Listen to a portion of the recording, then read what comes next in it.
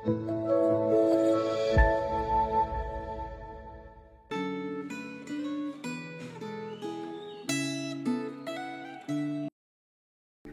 jemaat yang dikasihi oleh Tuhan. Apa kabarnya hari ini? Mari kita berdoa sebelum kita merenungkan firman Tuhan bersama-sama. Bapa dalam sorga, kami mengucap syukur kepada Tuhan untuk hari baru yang Tuhan beri. Biar Tuhan pimpin dan sertai langkah kami sepanjang hari ini. Kami mulai bersama dengan kebenaran firman-Mu. Kiranya Engkau yang menolong kami, boleh mengerti, memahami, dan melakukannya di dalam kehidupan kami. Bukan hanya sepanjang hari ini, tapi juga hari-hari berikutnya. Besertalah dengan kami, di dalam nama Tuhan Yesus kami berdoa. Amin. Hari ini, renungan Gema kita diambil dari 2 Korintus pasal 12 ayat 11-21. Saya akan membacakan ayat 15 sampai ayat yang ke-19. Karena itu, aku suka mengorbankan milikku, bahkan mengorbankan diriku untuk kamu. Jadi, jika aku sangat mengasihi kamu, bagaimana mungkin aku semakin kurang dikasihi? Baiklah, aku sendiri tidak merupakan beban bagi kamu. Tetapi, kamu katakan, dalam kelicikanku aku telah menjerat kamu dengan tipu daya. Pernahkah aku mengambil untung dari kamu melalui seseorang dari antara mereka yang kutus kepada kamu? Memang aku telah meminta Titus untuk pergi, dan bersama dia aku mengutus saudara yang lain itu. Apakah Titus mengambil untung dari kamu? Tidakkah kami berdua hidup menurut roh yang sama? Dan tidakkah kami berlaku menurut cara yang sama?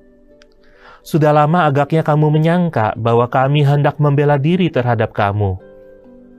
Di hadapan Allah dan dalam Kristus kami berkata, semua ini saudara-saudaraku yang terkasih, terjadi untuk membangun imanmu. Sedemikian jauh pembacaan firman Tuhan. Konteks bagian ini adalah Rasul Paulus menghadapi satu pertentangan yang cukup tajam. Ada relasi yang dipenuhi dengan ketegangan dengan jemaat di Korintus.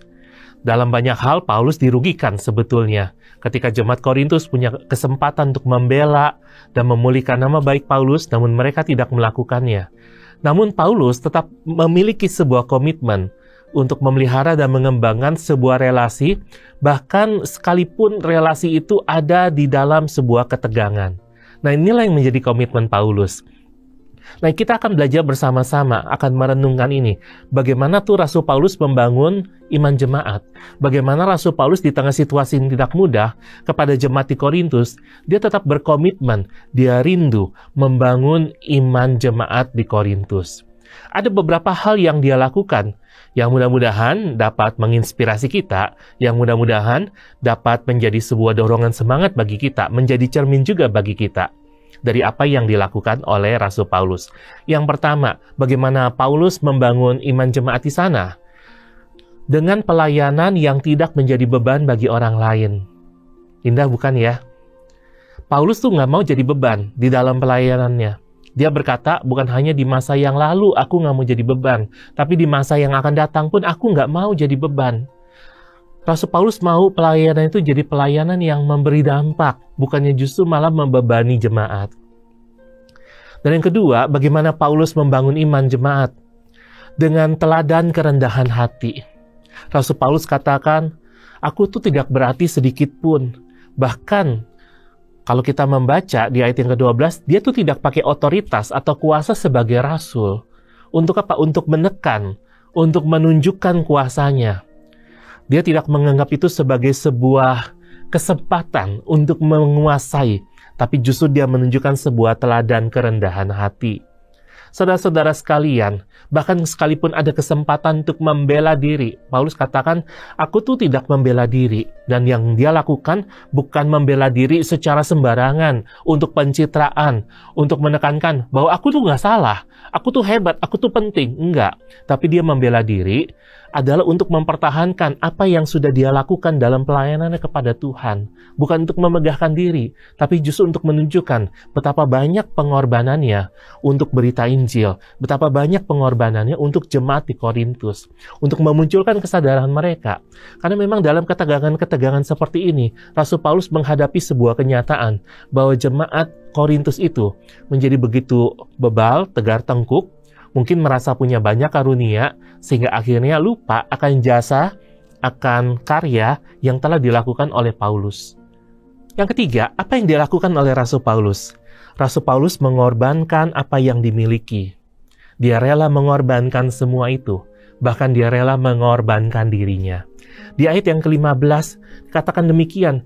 Dia bersedia bersusah payah. Dia bersedia menderita kerugian demi kebaikan mereka. Demi kebaikan jemaat di Korintus. Dia bersedia mengorbankan waktu, harta miliknya, tenaga, kepentingan, demi bisa melayani mereka.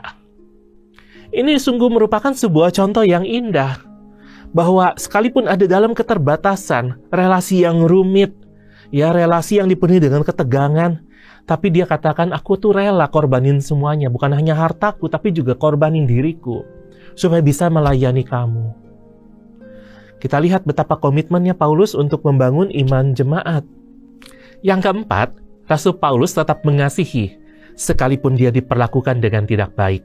Ayat ke-15 mengatakan, jika aku sangat mengasihi kamu, bagaimana mungkin aku semakin kurang dikasihi? Kasihnya Paulus tidak tergantung seberapa besar atau seberapa mampu jemaat di Korintus mengasihi dia.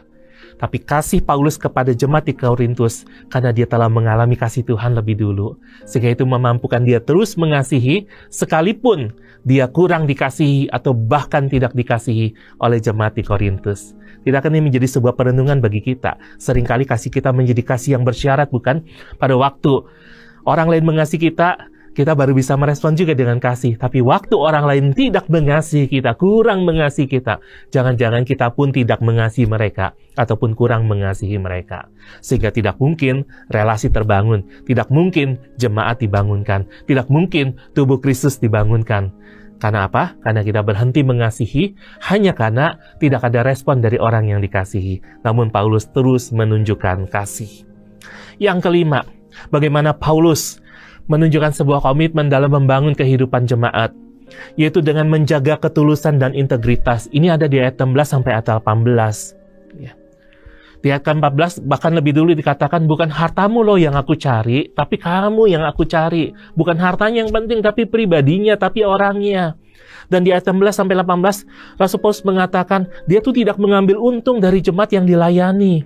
Bahkan dia tidak melakukan tipu daya untuk keuntungan diri sendiri.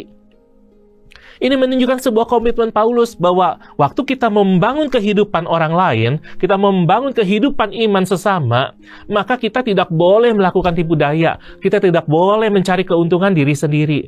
Karena yang kita lakukan adalah untuk menyenangkan hati Tuhan, untuk kemuliaan Tuhan. Berkat yang kita terima apa? Waktu orang lain itu bertumbuh, waktu sesama kita itu lebih kenal Tuhan, lebih cinta Tuhan, lebih taat sama Tuhan, dan makin berbuah di dalam Tuhan. Itulah berkat yang kita terima. Lalu yang keenam, Rasul Paulus mengharapkan hal yang lebih baik bagi jemaat di masa depan. Memang di ayat 20-21 Rasul Paulus mengungkapkan ada 3 kali kata khawatir di situ. Aku khawatir loh kalau kamu tuh tetap dalam kondisi begini, waktu kamu tidak berubah. Aku khawatir waktu kita berhadapan lagi, ternyata kamu masih sama seperti yang dulu. Kurang lebih begitu. Namun kata khawatir di sini juga mengandung sebuah pengharapan. Pengharapan apa? Pengharapan akan pertobatan yang sejati itu terjadi di dalam kehidupan jemaat di Korintus. Sehingga apa yang Paulus khawatirkan, suatu hari waktu dia datang ketemu lagi dengan mereka, tidak akan terjadi. Karena jemaat Korintus telah menjadi jemaat yang peka terhadap suara Tuhan. Sehingga mereka bersedia untuk berubah sesuai dengan iman mereka kepada Tuhan. Sekalipun ada kekhawatiran, namun Paulus tetap dipenuhi pengharapan. Kekhawatirannya adalah sebuah dorongan bagi jemaat di Korintus. Supaya apa? Supaya jangan sampai nggak peka terhadap suara Tuhan. Supaya jangan sampai berdiam diri di dalam keberdosaan. Supaya jangan tetap hidup dengan jalan yang lama. Tapi Rasul Paulus ingin supaya mereka tuh bisa hidup dalam damai sejahtera. Dan itu yang Paulus inginkan. Saudara-saudara yang dikasihi oleh Tuhan, apakah Anda sedang membangun iman sesama? Apakah yang Anda sedang lakukan untuk membangun kehidupan iman sesamamu? Apakah saudara telah melakukan apa yang sama seperti Paulus? Sekalipun kehidupan relasi dipenuhi dengan tensi ya, dipenuhi dengan ketegangan, dipenuhi dengan mungkin konflik dan pergumulan lainnya. tapi menjadi sebuah komitmen bagi kita. Aku mau terus membangun kehidupan iman sesamaku, karena aku pun telah dibangunkan oleh Tuhan. Aku ingin berbagian dalam mendukung pertumbuhan sesamaku. Sekalipun kehidupan menjadi begitu sulit, relasi menjadi begitu rumit, namun aku tetap bersedia mengasihi, aku tetap bersedia menunjukkan komitmenku, aku tetap bersedia melayani mereka. Kiranya Tuhan menolong setiap kita untuk menjadi orang percaya yang saling membangun seorang dengan yang lain di dalam hati yang takut akan Tuhan. Mari kita kerjakan itu bersama-sama. Apapun kesulitannya, ada Tuhan yang beserta. Mari membangun iman sesama untuk kemuliaan nama Tuhan. Kita berdoa. Kiranya Tuhan menolong setiap kami. Bukan hanya kami yang dibangunkan, tapi kami juga rindu setiap orang yang Tuhan taruh di sekitar kami juga dibangunkan imannya. Biarlah kami boleh menjadi alat yang Tuhan pakai, sekalipun dalam kondisi yang serba sulit, kondisi yang tidak berdaya, mungkin relasi kami dipenuhi dengan ketegangan. Biar damai sejahtera Tuhan memerintah, memberikan kami pertolongan tepat pada waktunya, sehingga kami belajar terus mengasihi, kami belajar terus membangun, dan dengan demikian kasih Tuhan juga dinyatakan. Terima kasih Tuhan, pimpin sertai seluruh aktivitas pekerjaan kami hari ini. Tolonglah kami menjadi saksi-Mu. Di dalam nama Tuhan Yesus kami berdoa. Amin. Tetap semangat menjalani hari ini. Tuhan Yesus menyertai.